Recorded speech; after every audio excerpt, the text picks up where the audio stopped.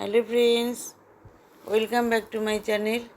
আজ অনেক দিন পরে আমি রান্না দিচ্ছি। এখানে দেখো শস্য আর পোস্ত আমি একটু মিশিয়ে এখন ভিজে নিলাম। আর এখানে চাল কুমড়াটাকে বানাবো। আর এখানে চাল কুমড়াটাকে এখন আমি এভাবে কেটে নিয়েছি আর মাঝখানে একটু ফেলে নিয়েছি। এখন এর মধ্যে লবণ আর হলুদ মাখিয়ে নেব। তো হলুদ দিয়ে দিলাম, লবণ দিয়ে দিয়েছি, একটু ভেজে নিচ্ছি, কারণ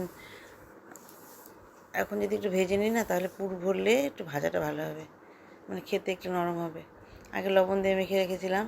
তো এখন এখানে কালো জিরা, পেঁয়াজ আর কাঁচা লঙ্কা দিয়ে একটু ভেজে নিচ্ছি। আর এখানে শস্য পোস্তটা পেস্ট করে দিয়ে দিলাম। আর এখানে লবণ হলুদ দিয়ে দিয়েছি, দিয়ে একটু ভালো করে একটু কষিয়ে নিচ্ছি।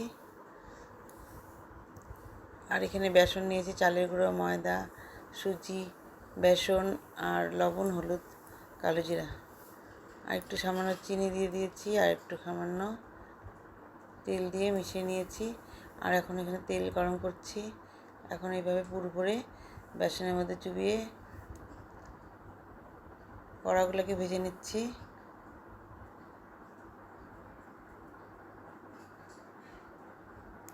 যারা নিরামিষ খাও তারা পেঁয়াজ দিবে না, আমি একটু পেঁয়াজ দিয়েছি। আমি অনেক সময় নিরামিষের দিন পেঁয়াজ ছাড়াই করি শস্য পোস্ত দিয়ে, তো আজকে আমি একটু পেঁয়াজ দিয়ে দিলাম। তো এইভাবে ভেজে ভেজে উঠিয়ে নিচ্ছি। তো তোমাদের যদি ভালো লাগে তাহলে প্লিজ একটু কমেন্টস করবে, নতুন বন্ধুরা, পুরনো বন্ধুরা কথা বলবে। আর এইভাবেই আমার রান্নাটা শেষ